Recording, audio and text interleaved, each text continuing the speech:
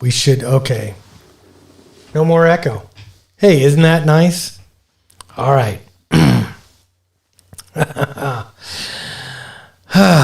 All right. Well, anyway, hey, it'll be okay on playback.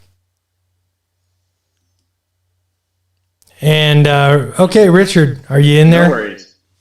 Okay. So I had another process running. I had to shut everything down and finally found it. That's kind of what it sounded like. There must have been something else going on that was looping back somehow. And that's exactly what it was doing. Do you have your Bluetooth on? Let's see. We'll turn Bluetooth back on the board. Very good. And, yep, okay. We got people will start filtering back in. But anyway, sorry guys. Man, that is just crazy. Let's see. You know what? We can probably get Garret in this shot. Oh, look at that. A three-way. Okay, Richard. So tell us about your business, HamStudy.org and Signal Stick and everything. What came first, the Signal Stick or the HamStudy? You know, that's you would think that would be a simple question. So I first made the antenna that is now called the Signal Stick, probably 20 plus years ago. It was actually as part of a youth amateur radio explorer post here in Utah County that I used to belong to, which is also where I initially met the woman who is now my wife, although we didn't date for a long time after that, almost a decade. But so we actually used to make them just, we kind of all got together and built these antennas just out of piano wire and connectors and sometimes heat shrink, sometimes Teflon tubing, just kind of whatever we came up with. And that was part of that youth group. And we would always make some extras and then sell them to the local hams. And excuse me. Bless you. So that kind of, just kept going at a low pace for a while. I spent a couple years overseas, and then when I got back, I continued helping out with that group, this time in more of a leadership adult position, and sort of ended up being the one who procured all of the parts and started organizing the builds. And at that time, when we did a really big build, we made 20 or 30 of them at a time. I mean, it was nuts. We were making so many of them. And so then later on, when we weren't able to keep the youth group going, there's just too much going on. I talked to the other leaders of the Explorer posts and kind of said, well, we've always had this lifetime warranty on the antennas that we make, and people are still asking for them. People still want them. I'd already switched from piano wire to nitinol at that point. Do you guys mind if I just grab this and use it as a fundraiser for HamStudy? Because I was at that point doing HamStudy. Mm-hmm. And so that's kind of how it transitioned into there. And initially I was selling it under the name HamStudy until it was pointed out to me that it was not good business for companies like ICOM to sponsor HamStudy if HamStudy is producing things for use on ICOM's competitors, and that it was not really a good idea to use HamStudy as a selling name, as kind of a brand. And so we brainstormed and came up with the name Signal Stuff, I think as almost a joke initially. And then we said, and we can call these Signal Sticks, and they're super elastic, so we'll call them super elastic Signal Sticks. And it really is funny because the Signal Stuff part of the business started almost as kind of a combination joke / social engineering experiment, which I never expected to get anywhere near the size that it eventually has. So that's kind of how signal stuff and signal sticks built up initially. Um, HamStudy actually came out of exam tools, which a lot of people may not be familiar with, although much more now than they would have been before last March, because again, probably 20 years ago, when I was just out of high school, 18, I helped a man named Steve Whitehead, NV7V, who is now my father-in-law, with his exam sessions. I'd gotten my extra, and my dad and I became VEs. My father, Randy Bateman, AC7DM. And his father, by the way, K7SG, Russ Bateman, was licensed in 1948. So this kind of runs in the family. But I've always been a software developer, and I've always kind of wanted things to run more streamlined, and I hate writing things by hand.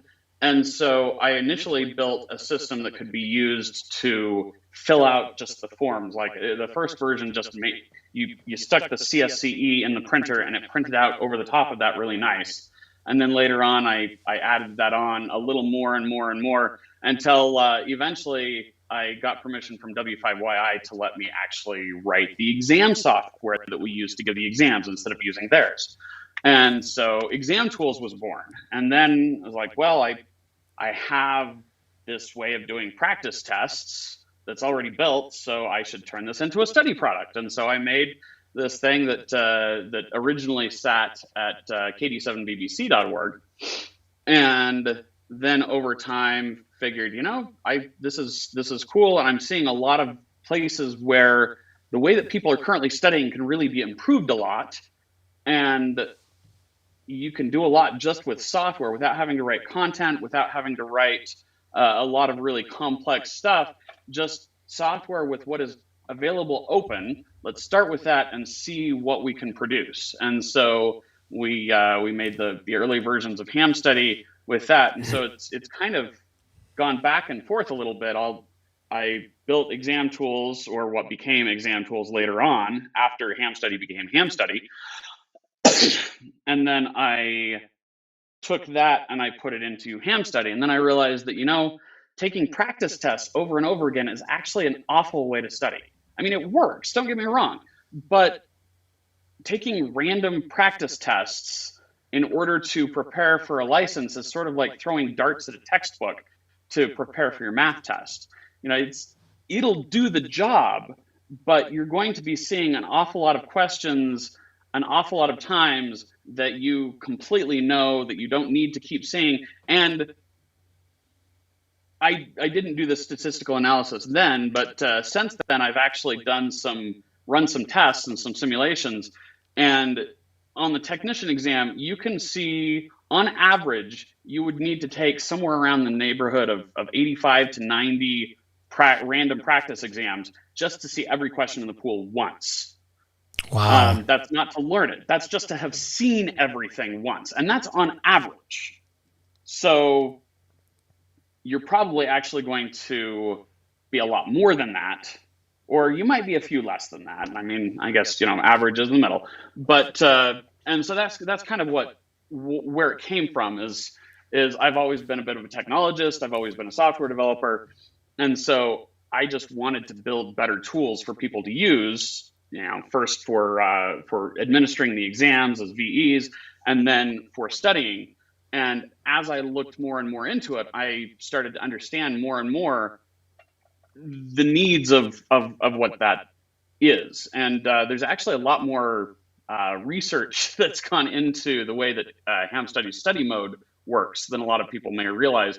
And I actually have another set of kind of improvements that I'm working on that I still want to do. So it's still an evolving product, but most of my time over the last 18 months has been spent on Exam Tools because that's been a bigger need.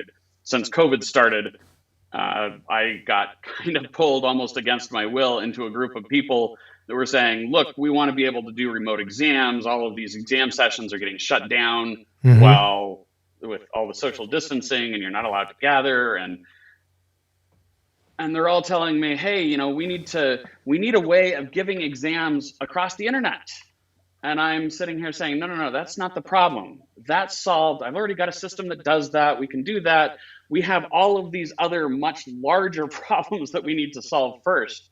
And as we figured out solutions to those problems, and a lot of them honestly just ended up not being as big of a problem as we thought they were initially.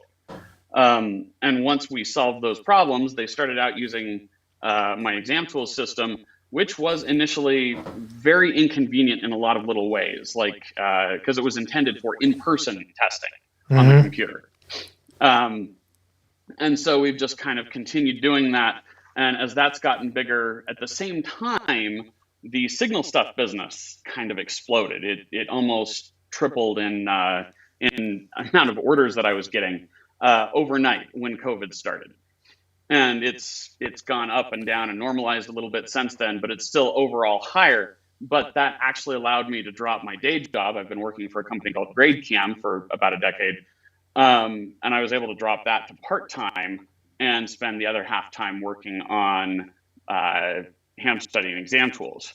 So there's kind of been this interplay between the three areas, signal stuff, HamStudy, exam tools, where HamStudy and exam tools couldn't exist without signal stuff.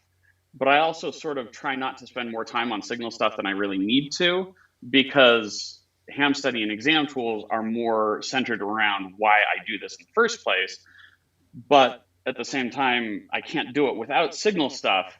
And so it's really been an interesting journey getting to this point. Yeah. So couple of questions. HamStudy and exam tools. Is this like a nonprofit kind of a thing, or is this is that a business or is it a nonprofit? And and I guess the impetus behind it is you want to get more hams involved in the hobby. So legally speaking, HamStudy is a single member LLC. It's actually hamstudy.org LLC with a doing business as signal stuff and exam tools. And I probably should reorganize that one of these days. But again, it's one of those things that I'm trying to focus on software and building up things that I'm the one who can do, and there isn't anybody else, as far as I know, that's in a position to do the same thing. And so I feel like those should be my priorities. But I operate it probably more like a nonprofit than not, and I've considered converting it to a nonprofit a number of times, but there's a lot of legal complications that come up with that, where nonprofits, anything that's actually owned by the nonprofit, it's hard to pull that out of the nonprofit at some future time if there's a reason that you need to. And of course, signal stuff is actually selling. It's both manufacturing and retail, e-commerce. And then there is the HamStudy mobile app, which I partnered with a couple of other hams, KD7RMX Ray, who's actually my younger brother, and KF7KGR Ben, who is a longtime friend and colleague, because I needed the help, especially before I was doing this part-time, just doing all of this in my quote-unquote spare time. So there are kind of different ways of looking at that, but I try to run it mostly as a nonprofit, and I try to make sure that I'm not interested in building the business up and taking it public. Obviously, I don't think there's any world in which that would actually make sense. I'm not interested in selling it to just try to pump money out of it. I'm in the business to try to build things and to solve problems that I see that exist in the community and in the ham radio world, and just to improve the level of technology that's being used in the testing and practice and study areas.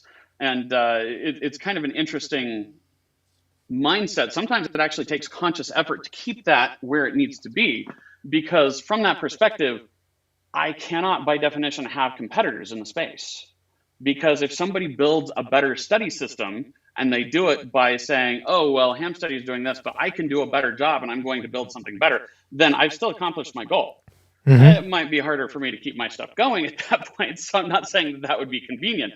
But at the same time, I find that if I can keep my goals centered on why I'm doing it, then other things tend to flow a little bit more smoothly. And so, I try to make sure that I keep things very open as far as working with other groups. I've sponsored contests. I sponsor the local ham radio club, and I'm actually the repeater trustee for Utah Valley Amateur Radio Club. But at the same time, if exam tools and HamStudy and with Signal Stuff's help are not able to support themselves, or not able to pay enough that I can spend my time working on them, then that's going to become a problem as well. So it's a little bit of a balancing act, trying to make sure that I'm staying true to the underlying goals, but I still have 5 kids and a wife that I need to take care of, and so. Gotcha. Yeah.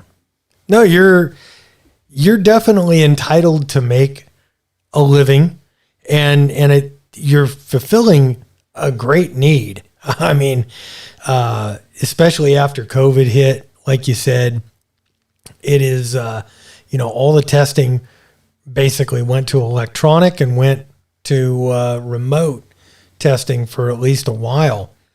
And I think hamstudy.org is a great way to study. Got a question. I got a chat question from Frank Bates.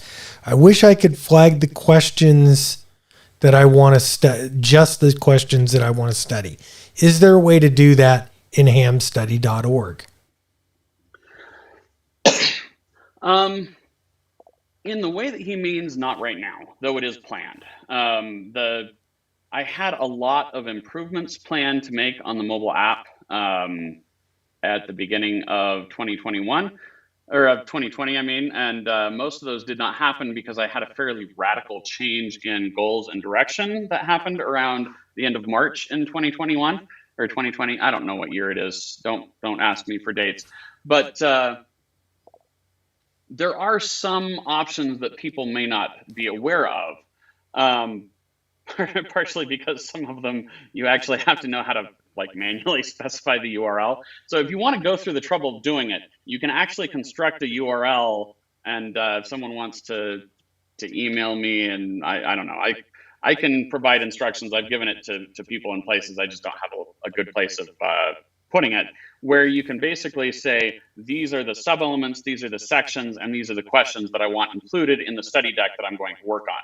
But as far as picking some and then saying I'm going to specifically, I want to see this a little bit more often, the best way of doing that right now would probably be on the mobile app, switching to what's called cram mode, which was intended as a way of just quickly going through questions and saying, okay, this is an easy question, this is a hard question. You can actually rate it on a 7-point scale, which the hope was that would be simple enough that you could just quickly do it.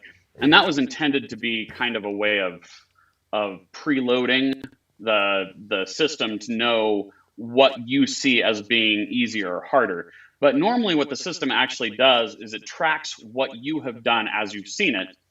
And it has kind of, as it goes to select questions, it has 2 modes. There's the mode of I'm going to take the hardest questions, and the mode of I'm going to take the slightly easier questions. And so it has the goal is kind of that studies have shown that you work most effectively, you learn most effectively when you are challenged but have hope, is maybe a way of saying it. So if you are missing every question, you get frustrated. In fact, we actually had, and people have suggested this a few times, but early on, I created what I called smart exams. And what a smart exam was, is it was somewhat similar to the way that study mode works, in that the goal was to make sure that you saw all of the questions as soon as possible. And so my theory was that, okay, if I'm creating a practice exam, let's do that, but instead of just randomly selecting from all of the questions, let's start out by randomly selecting from all of the questions that I haven't seen. And then Oh, if there are, nice. if there's questions that I have seen, then I'll start, if there aren't any in that group, then I'll start making some other choices. But I started out just with the smart exams, and I discontinued that after one experience with a 1-day ham cram where a lady was studying, and after about 8 practice exams, she was literally in tears, just saying, I can't do this. There is no way that I can do this because I've been taking practice exams for an hour and a half and I'm not getting any better. And well, I mean, of course she wasn't getting it better because she hadn't seen any questions more than once. Every single question she saw on every test was a totally new question. Oh. And so while that seems initially like it would be a good idea, it ends up overwhelming people. I mean, I'm sure that there's exceptions to that. There's some people that wouldn't have that problem. But that's kind of what got me looking at how the current one works. And so what the current model does is it starts out by saying, okay, I'm going to select questions that are the hardest that I can. And difficulty on HamStudy is basically determined. The hardest is by definition a question that you haven't seen before. And then the second hardest is a question that you've never tried to answer. So there's the I don't know thing on HamStudy. That does actually do something. That is treated as a harder than questions that you've gotten wrong because you've never even tried. And then the third hardest would be like if you've only, you haven't gotten wrong. After that, once you get to questions that you have seen and you've tried to answer, it's a little more complicated based on a logarithmic scale on the last 10 times that you've seen the question and how you did on those, which is geared towards making sure that like something that you've seen twice and answered incorrectly both times is seen as being harder than a question that you've seen only once and answered incorrectly. Like, because if you keep getting it wrong, then you need to see it so you can get it right. But as you get it right more, it's going to kind of auto heal and adjust to where it doesn't show it as often. But at the same time, if you've seen it and you got it right, then that doesn't necessarily mean that you knew it really well because you might have guessed. So you still need to see that again. But even if you just guessed it correctly, that's probably a good enough reason to say that, well, this isn't as hard as one that you answered incorrectly. If you've both seen, if you've seen this question and this question once and you got one of them right and one of them wrong, the one you got wrong is probably harder for you. And so it kind of does that for difficulty. And then as you get more right, it'll give you harder questions. And as you start missing questions, it will give you the easier questions. Now, the interesting thing about that is that it's essentially indistinguishable from spaced repetition, the way that it actually ends up working. But the one thing that I've found throws it off is, which I'm considering making some changes around, is when you take practice exams, it uses the results of those practice exams to feed into this perceived difficulty. I recently created a new way of visualizing your study progress, which is in so early beta that like the UI is barely coherent and I haven't published the URL anywhere. But it actually, if somebody wants to see it, they could give me a username and I can go in as that user and it will basically play back. It'll show a representation of the whole pool and play back the order of when they saw things. And it's very clear to see how you really are learning the questions as you go through, and it is repeating them. But once you take the practice exam, suddenly you're kind of all over the place instead of mostly in a more coherent way. And so I'm not sure if that might be something that I need to make some changes on.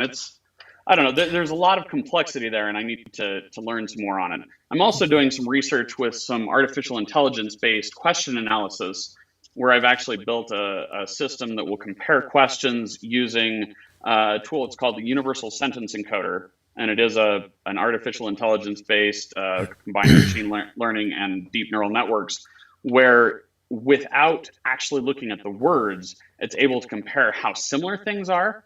And I'm hoping that I can use that in a number of ways. One would be to automatically group related questions so that it's able to kind of see, oh, these are the subjects that you're missing the most, and help you focus in on those. Or also maybe have it so you can kind of tie that into study material, because having actual training material is something that I've wanted for a while, but I just don't have time to write it myself.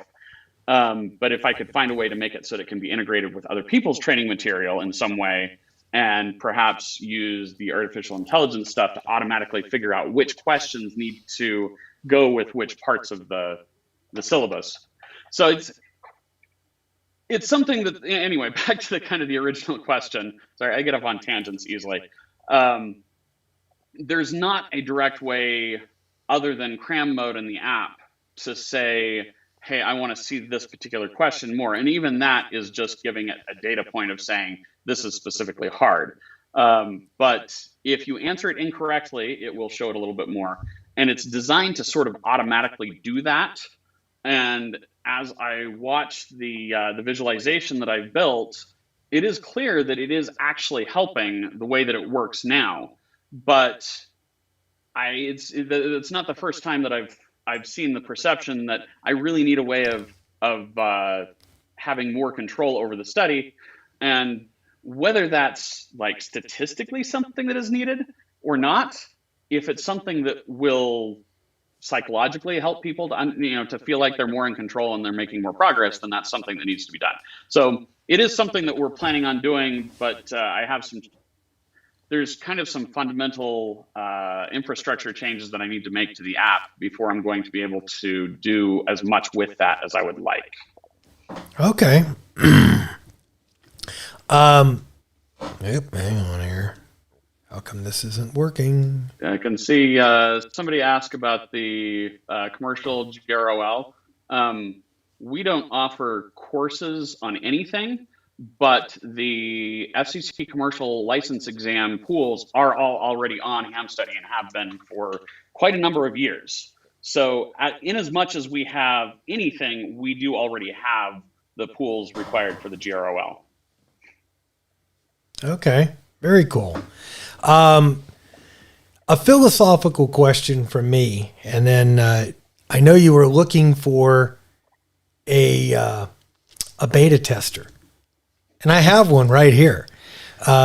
Young Garret here is, I think, extra is your next step, isn't it? Yeah, I'm a general right now. So if you wanted to use a beta tester over here, I think Garret is more than willing. But philosophical question that I've got, do you believe it's more effective for new hams to study and just kind of that ham cram mentality? Study the right answers, the question pool, the right answers, get it in repetition, and then learn the art of ham radio and learn the science after you're invested in the hobby? Or do you have the philosophy of go ahead and get your bachelor's degree in engineering, learn everything there is to learn before you ever take the test, and then go take the test and get your ham radio license that way? So you may not like my answer because it is a little bit of a cop-out. I think it depends. I think it depends on the person. It depends on how they learn, what resources they have available to you. I don't believe that there's any one single way that everybody should study. I even study mode. I mean, I've tried to make that so that it's as generic as possible so that it can work with as many different methods as possible. And I'll acknowledge that for some people, it apparently just doesn't seem to click with them, because it's a question of finding how you learn and how you're able to accomplish things. And so I try to be a little bit more goal oriented. My goal with getting people into the hobby is to have them able to contribute to the overall community, to have them able to participate and find enjoyment in the hobby, have them able to accomplish whatever their goals are, whether that's being prepared in case of emergencies, or to be able to learn more about electronics, or whatever it may be. There are so many different areas of ham radio that you can get involved with. I mean, just in this slightly messy room, as some people have mentioned, and trust me, this is way better than it was a year ago.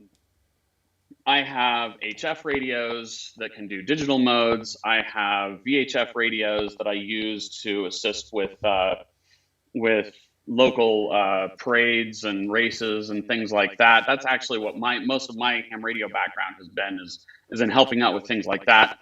I have Eridan nodes on my house, 3 of them that connect to a mesh that's in Utah Valley and even connects up into Salt Lake Valley a little bit. I have another 3 gigahertz wireless network that's not actually mesh, but is connected to a ham radio network that spans a few mountains that we use for linking repeaters across.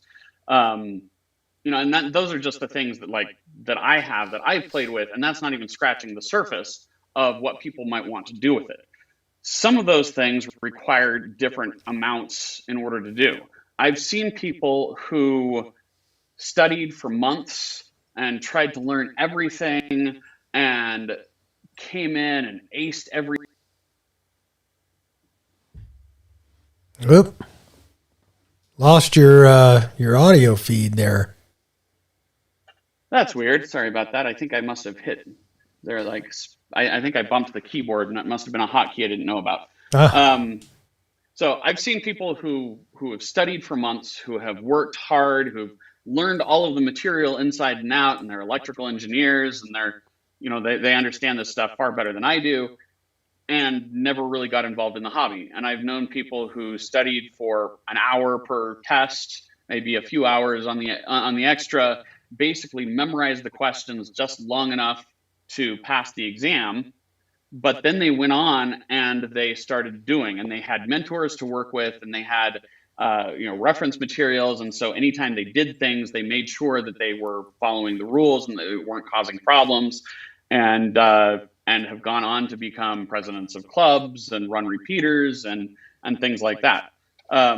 Maybe I shouldn't out myself this publicly, but when I took the amateur extra exam, which was more than 20 years ago, I honestly don't remember exactly when it was. I think I was probably 16 or 17, something like that.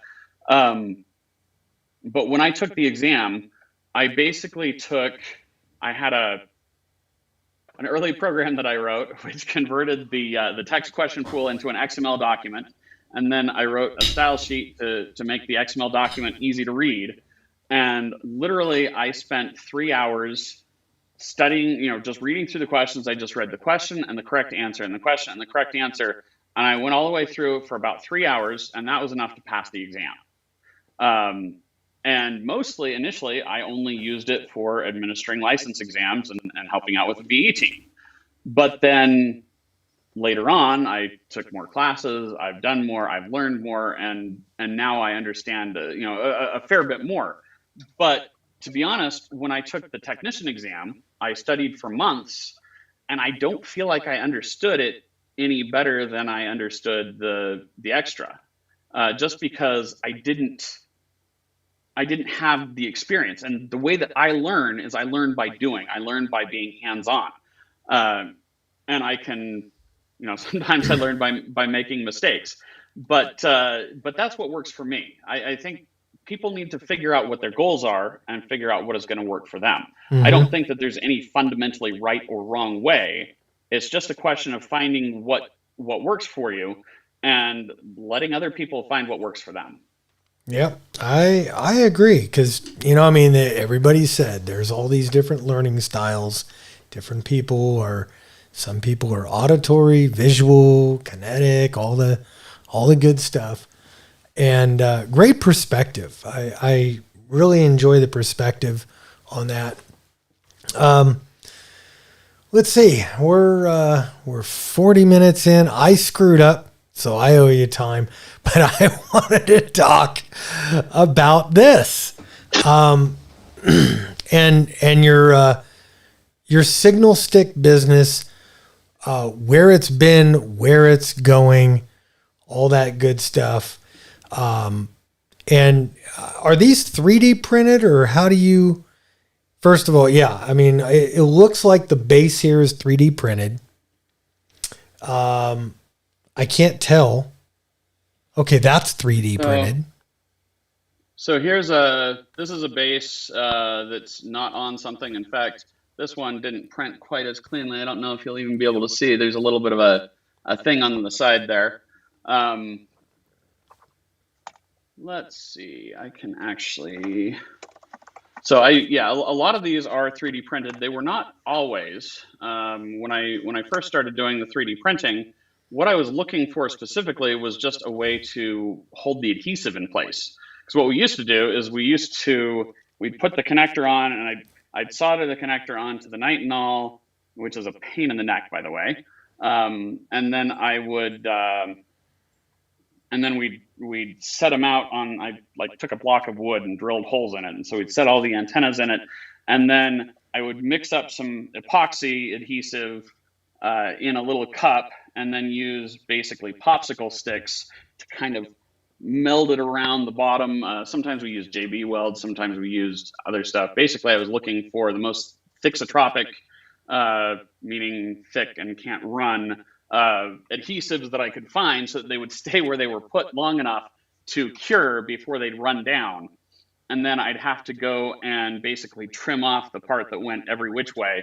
For a while, I was plastadipping the connectors. So I'd kind of put a plug or a barrel or a cap or something on the bottom, and then I'd plastidip it. Then I'd have to cut it all out, and that took a lot of time. And when you're trying to do something like this while still working on all of these other things, it kind of gets to the point where if I'm going to be able to keep building these antennas, I've got to get it to where the time per antenna is as low as possible. Mm-hmm. And so these are all built to order, basically, or do you keep a stock of them in? I keep a stock. So if you look back there at those blue shelves,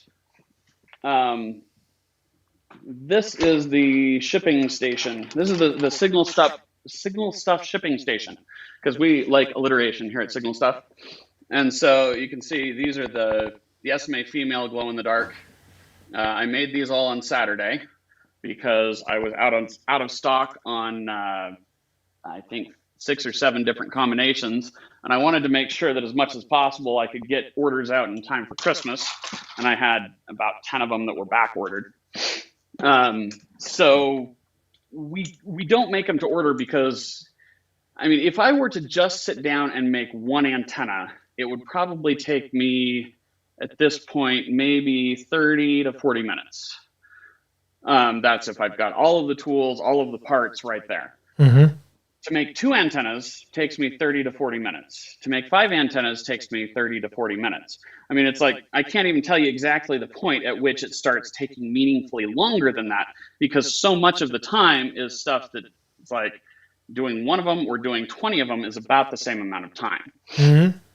So there's been a lot of optimization there. And actually, when I bought my first 3D printer, it was sort of just a whim. It's like I had a bonus from work that I decided, instead of using this one responsibly, I want to use it to buy something cool that will be new, maybe interesting, maybe something I can do with my wife, because my wife's degree is actually in drafting, so I was hoping maybe she'd be able to learn some of the 3D modeling, and I still think that may happen someday if any of my kids will ever let us both sleep. But yeah, so I was literally in a position of, okay, I've ordered a printer and it's going to be here on such and such a day. What am I going to do with this thing? I mean, like, how is this going to be useful to me? How do I justify the money that I just spent on this printer? And one of the ideas that came to me is, I wonder if I could somehow print a connector that would go, or a plastic piece that would go over that would hold things in place. And I wasn't really even thinking about, aesthetics or what it would look like or anything like that. But the introduction of the 3D printed parts has been hands down the single most meaningful change and improvement that we've done, because it makes things so much simpler. Okay. So let's see. Can you see? I'm sharing a screen. Can you see that? Yep. Hang on here. Let's solo that. There you go. Okay. Yeah, you're. So this is my printer that's in the other room right now. This is live. This is how I keep an eye on them. And that is, if I don't even remember exactly how many that is. I think it's something like 150 or 200 of the light bulb tips. So that we put on the end. That is, and this is how I print them. It takes probably 8 to 10 hours for it to print that many, as long as it doesn't mess up, which it probably does about 1 in 5 times. And I may switch these to injection molded at some point, but I did design all of these parts. Here's another one. I haven't checked any of these, so let's hope that it's good. It hasn't messed up yet. So this is another printer that's in the other room. This one is printing the BNC mail caps. This is actually one of those frustrating things that I've made a change to the parts recently, that they're slightly taller, and I went and printed like about 1,000 of these parts. And then I discovered that somehow a change that I had made didn't get saved, and the model that I was printing was not the model that I thought it was. And so those parts may just be totally useless. And so when I went to make antennas on Saturday, I actually had to redo the change and then started printing on 3 printers to have it with just only 20 parts each, so that they would be finished in time for me to complete the antennas.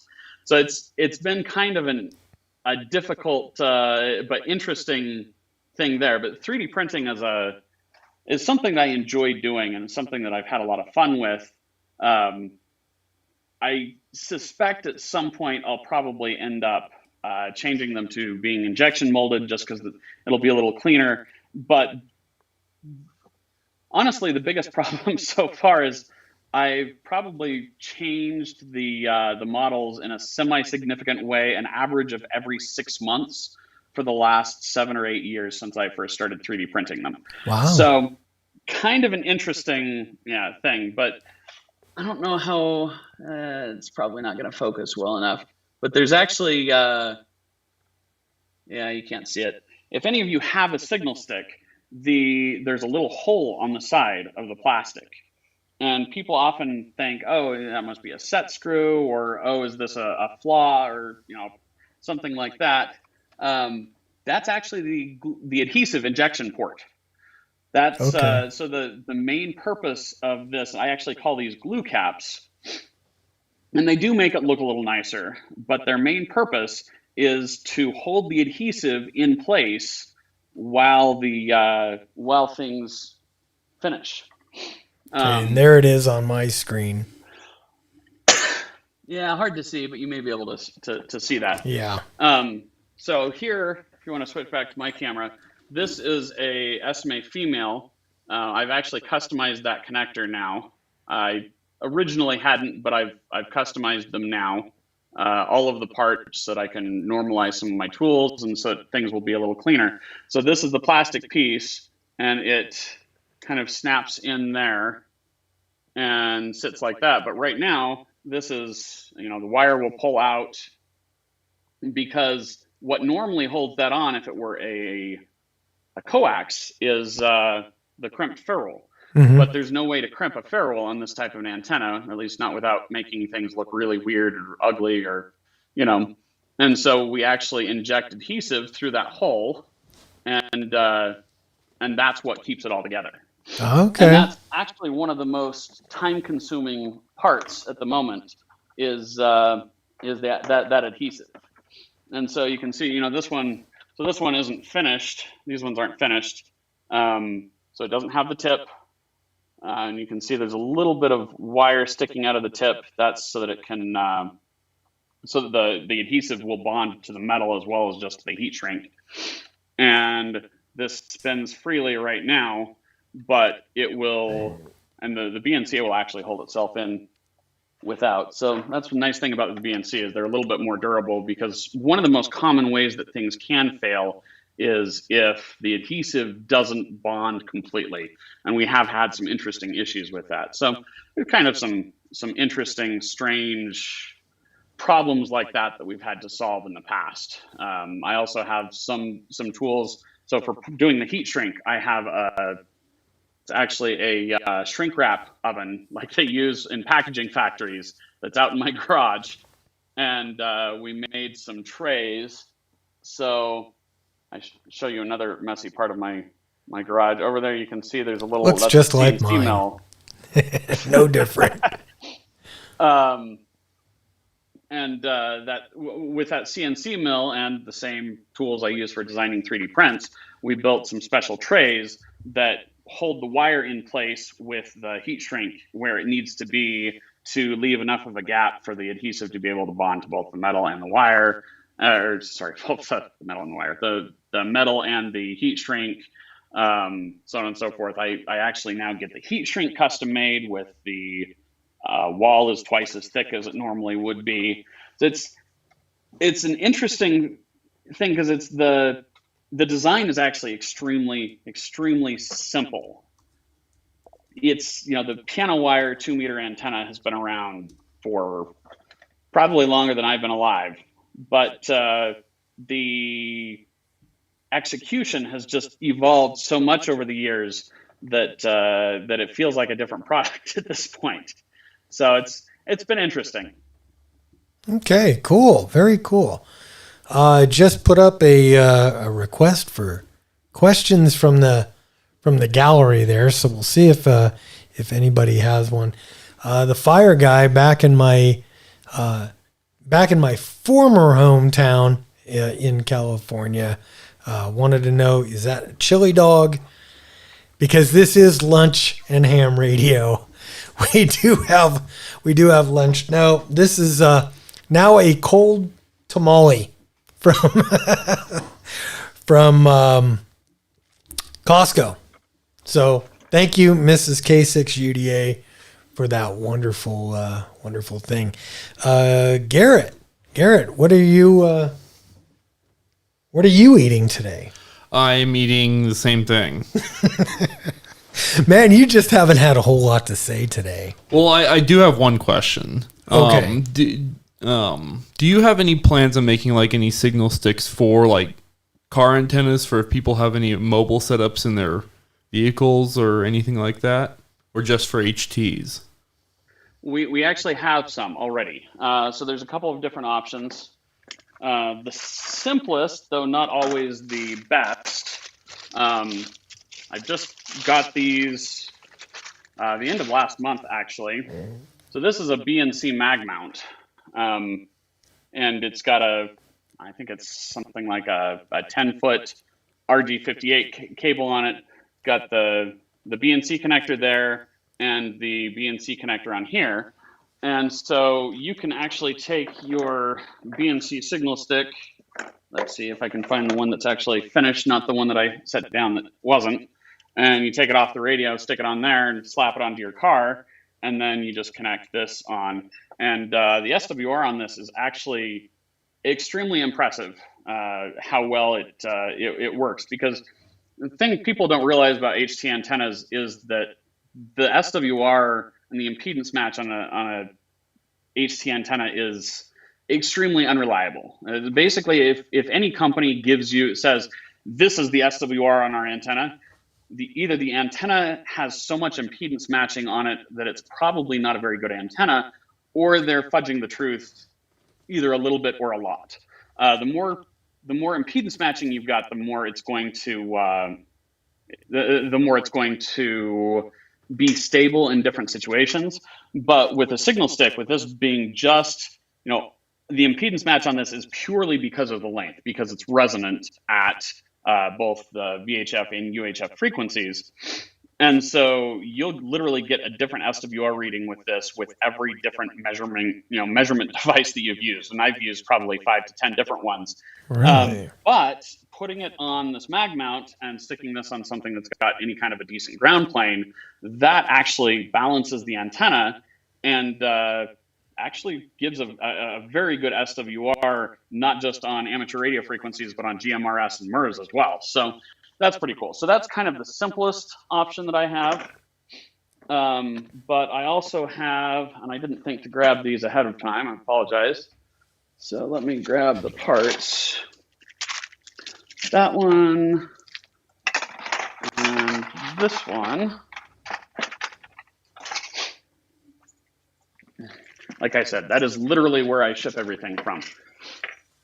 So this is what we call the signal stock, mostly because I'm easily entertained.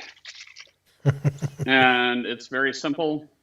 You've got the base here, and the wire just goes in there, and I would need to get out the thing to loosen it to get it to go in. And this is basically roughly the same type of an antenna as the signal stick. It's approximately a quarter wavelength. NMO mount, so you can get either there's a million different types of NMO mounts that you can get, and this will have about the same gain as a signal stick. Or you also have this one, which is a little harder to put together. And you've got the base and a thicker piece. Now, is that base different from the regular signal stick? This is different. This one has a different coil inside it. Excuse me. Taking a long time to get over this stupid cough. So yeah, the base is different from this is a half wave. So you have this base, and then you've got this middle section, and these really do hold together better if you actually take out the Allen wrenches and install them correctly.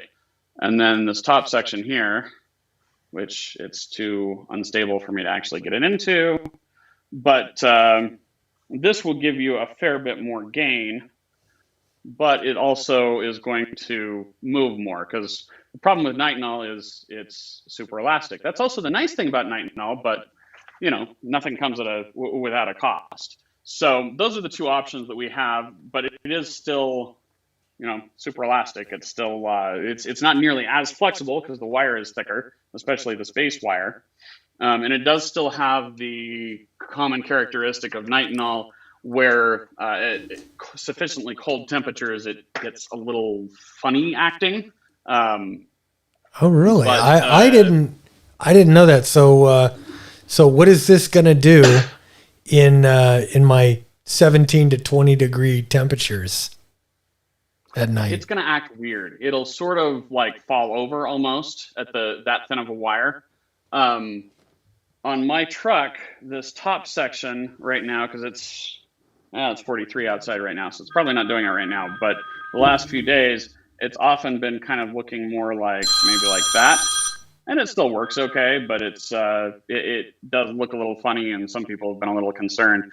And it's a property of nitinol. There's actually, if you search, there's a YouTube video where back in the 80s, somebody was investigating the possibility of using that characteristic of nitinol, where it gets kind of softer when it's cold, but then it returns when it warms up a little again. Mm-hmm. They're actually talking about using that to make motors out of. Apparently didn't ever go anywhere because I haven't seen anything made from that, but it was interesting to come across that. So it's just something with the metal that we use. There's costs and benefits to everything. Most of the time it's not a big issue, but if you are doing really cold weather things, it's something to be aware of. Okay.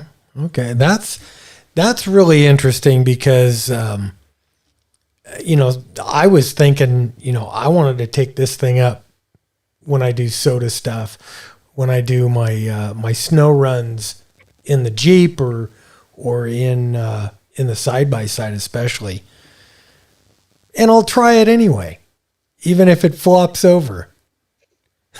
Yeah, it's actually really hard to describe because it doesn't, like, it's not just gonna like completely fall over, but it does get kind of weird, and it sort of deforms in a way that it holds a little bit of a memory. Like when it's cold, you can sort of get it so you know in almost an S shape, not like a strong S shape, but a little bit of an S shape. Um, but it'll kind of stay a little bit how you put it, and it just won't. It's not as stiff. But then when it warms up again, it'll just return totally to normal. And it's a little weird. I'm actually going to be changing the mobile antenna nitinol that I use to some that's good about 10 degrees colder than what I've been using. The downside to that is that makes it just a little bit more likely or a little bit more prone to holding a memory at normal temperatures. Okay. Nitinol is really neat stuff, but it's not magic. If you leave it coiled for long enough, it will start to hold a little bit of a curve. And I have seen some that people left for long enough that started looking probably, I think the worst I've seen was about this far. Wow. And chances are good it'll still actually work, but it sure looks weird. Yeah. A little inconvenient. Let's see. Got a couple of comments here from Life at Terminal Velocity. Carlos, he says it works amazingly on the air bands, and his super elastic signal stick deforms when he uses it on his jumps in the spring and in the fall, but it still works great.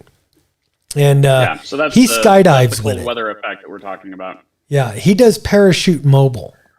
So you've got signal sticks going up and doing parachute mobile for you.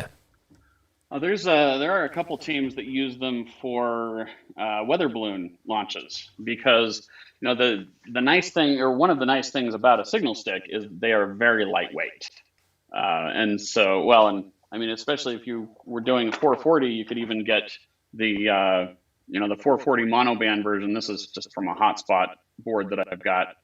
You can see these have the older style tips on the wires, but that's if all you care about is the 440 band, you can even go with a lighter weight antenna because a quarter wave on 440 is only about 6 inches, whereas the normal full length signal stick is acting as a 3/4 wave on a 70 centimeter band. Very, very nice.